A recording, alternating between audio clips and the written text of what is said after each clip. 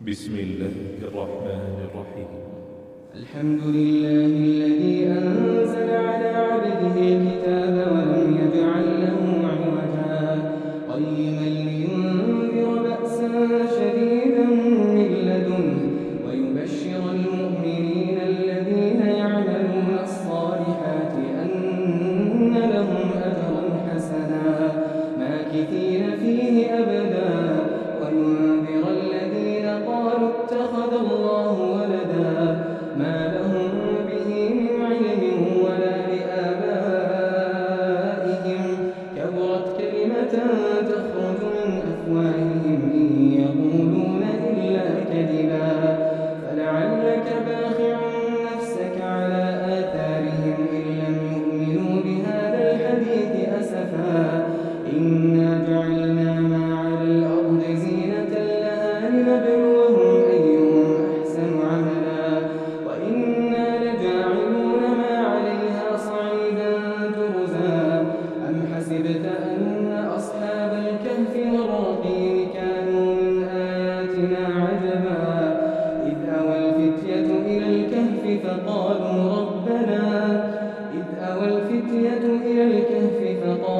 ربنا آتنا من لدنك رحمة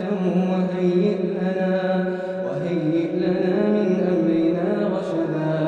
فضربنا على آذانهم في الكهف سنين عددا ثم بعثناهم لنعلم أي الحزبين أحصى لما لبثوا أمدا نحن نقص عليك نبأهم بالحق إنهم فتية آمنوا بربهم وزدناهم هدى وربطنا على قلوبهم إذ قاموا فقالوا ربنا رب السماوات والأرض لن ندعو من دونه إلها لقد قلنا إذا شططا هؤلاء قوم اتخذوا من دونه آلهة لولا يأتون عليهم بسلطان بين فمن أظلم ممن افترى على الله كذبا وإذ اعتزلتموهم وما يعبدون إلا الله فأووا إلى الكهف ينشر لكم ربكم من رحمته ويهيئ لكم من أمركم مرفقا وترى الشمس إذا طلعت تزاور عن كهفهم ذات اليمين وإذا غربت تقرضهم ذات الشمال وهم في فجوة منه ذلك من آيات الله من يهد الله فهو المهتد ومن يضلل فلن تجد له وليا مرشدا وتحسبهم أيقاظا وهم رقود ونقلبهم ذات اليمين وذات الشمال وكلبهم باسط ذراعيه بالوصيد لو اطلعت عليهم لوليت منهم فرارا ولملئت منهم رعبا وكذلك بعثناهم ليتساءلوا بينهم قال قائل منهم كم لبثتم قالوا لبثنا يوما أو بعض يوم قالوا ربكم أعلم بما لبثتم فابعثوا أحدكم بورقكم هذه إلى المدينة فلينظر أيها أزكى طعاما فليأتكم برزق منه وليتلطف ولا يشعرن بكم أحدا إنهم إن يظهروا عليكم يرجموكم أو يعيدوكم في ملتهم ولن تفلحوا إذا أبدا وكذلك أعثرنا عليهم ليعلموا أن وعد الله حق وأن الساعة لا ريب فيها إذ يتنازعون بينهم أمرهم فقالوا ابنوا عليهم بنيانا ربهم أعلم بهم قال الذين غلبوا على أمرهم لنتخذن عليهم مسجدا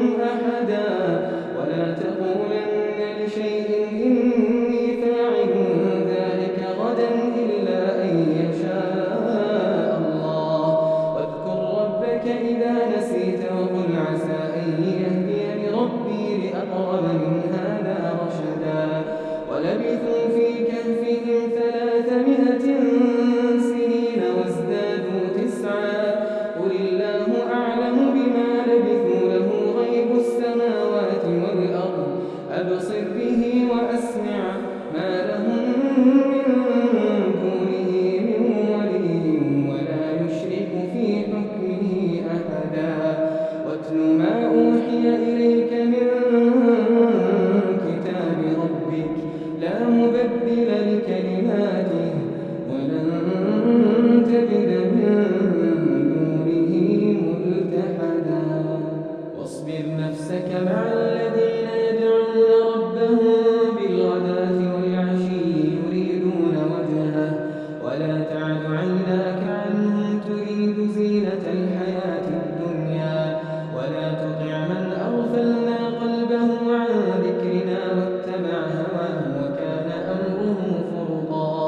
وقل الحق من ربكم فمن شاء فليؤمن ومن شاء فليكفر إنا أعتدنا للظالمين نارا أحاط بهم سرادقها وإن يستغيثوا يغاثوا بماء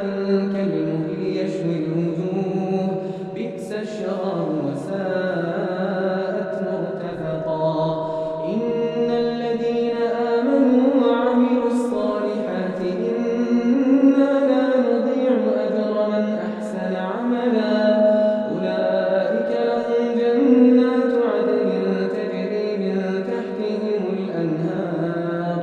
يحلون فيها من أساور من ذهب ويلبسون ثيابا خضرا من سندس واستبرق متكئين فيها على الأرائك نعم الثواب وحسنت مرتفقا واضرب لهم مثل الرجلين جعلنا لأحدهما جنتين من أعناب وحففناهما بنخل وجعلنا بينهما زرعا كلتا الجنتين آتت أكلها ولم تظلم منه شيئا وفجرنا خلالهما نهرا وكان له ثمر فقال لصاحبه وهو يحاوره أنا أكثر منك مالا وأعز نفرا ودخل جنته وهو ظالم لنفسه قال ما أظن أن تبيد هذه أبدا وما أظن الساعة قائمة ولئن رددت إلى ربي لأجدن خيرا منها منقلبا قال له صاحبه وهو يحاوره أكفرت بالذي خلقك من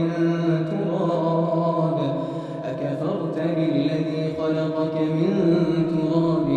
ثم من نطفة ثم سواك رجلا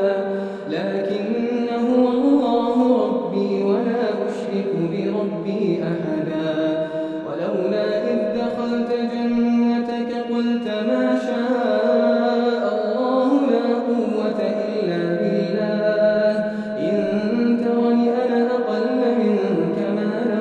وولدا فعسى ربي أن يؤتيني خيرا من جنتك ويرسل عليها حسبانا من السماء فتصبح صعيدا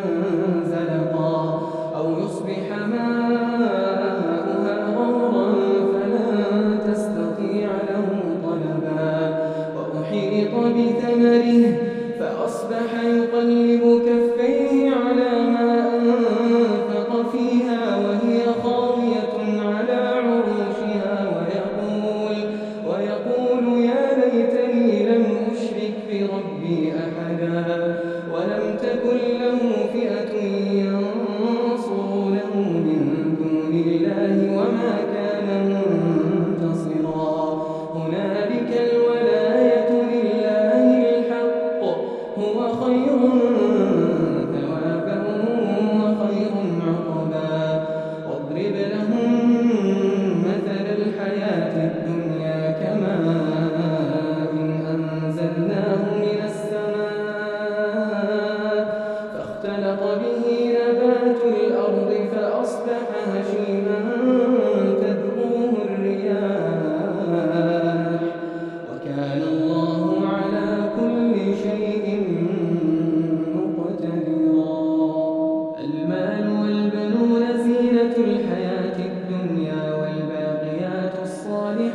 خير عند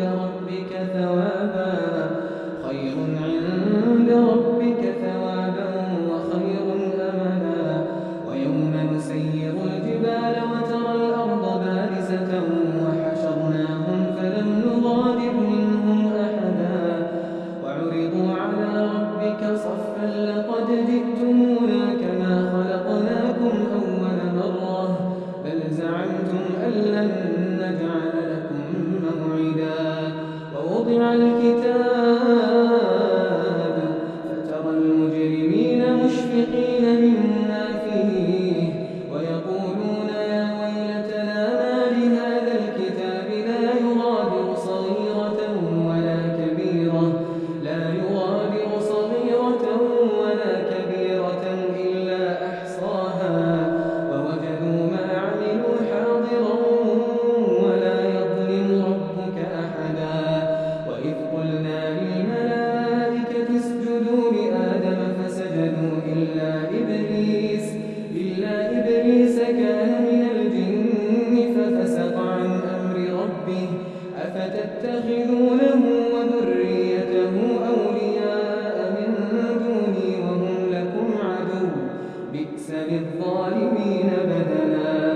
ما أشهدتهم خلق السماوات والأرض ولا خلق أنفسهم وما كنت متخذ المضلين عبدا ويوم يقول نادوا شركائي الذين زعمتم فدعوهم فلم يستجيبوا لهم وجعلنا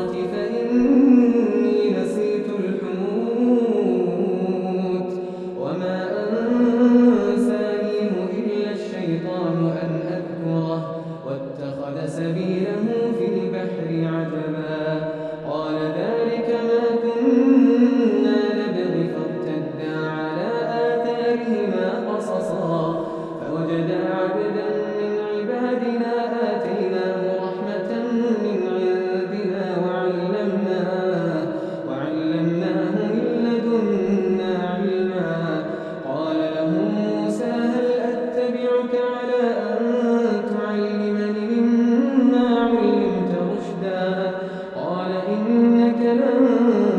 تستطيع معي صبرا وكيف تصبر على ما لم تحط به خبرا قال ستجدني إن شاء الله صابرا ولا أعصي لك أمرا قال فإن اتبعتني فلا تسألني عن شيء حتى أحدث لك منه ذكرا فانطلقا حتى إذا ركبا في السفينة خرقها قال أخرقتها لتغرق أهلها لقد جئت شيئا إمرا قال ألم أقل إنك لن تستطيع معي صبرا قال لا تؤاخذني بما نسيت ولا ترهقني من أمري عسرا فانطلقا حتى إذا لقيا غلاما فقتله قال أقتلت نفسا زكية بغير نفس لقد جئت شيئا نكرا قال ألم أقل لك إنك لن تستطيع معي صبرا قال إن سألتك عن شيء بعدها فلا تصاحبني قد بلغت من لدني عذرا فانطلقا حتى إذا أتيا أهل قرية استطعما أهلها فأبوا أن يضيفوهما فوجدا فيها جدارا يريد أن ينقض فأقامه قال لو شئت لاتخذت عليه أجرا قال هذا فراق بيني وبينك سأنبئك بتأويل ما لم تستطع عليه صبرا أما السفينة فكانت لمساكين يعملون في البحر فأردت أن أعيبها وكان وراءهم ملك يأخذ كل سفينة غصبا وأما الغلام فكان أبواه مؤمنين فخشينا أن يرهقهما طغيانا وكفرا فأردنا أن يبدلهما ربهما خيرا منه زكاة وأقرب رحما وأما الجدار فكان لغلامين يتيمين في المدينة وكان تحته كنز لهما وكان أبوهما صالحا فأراد ربك أن يبلغا أشدهما ويستخرجا كنزهما رحمة من ربك وما فعلته عن أمري ذلك تأويل ما لم تسطع عليه صبرا ويسألونك عن ذي القرنين قل سأتلو عليكم منه ذكرا إنا مكنا له في الأرض وآتيناه من كل شيء سببا فأتبع سببا حتى إذا بلغ مغرب الشمس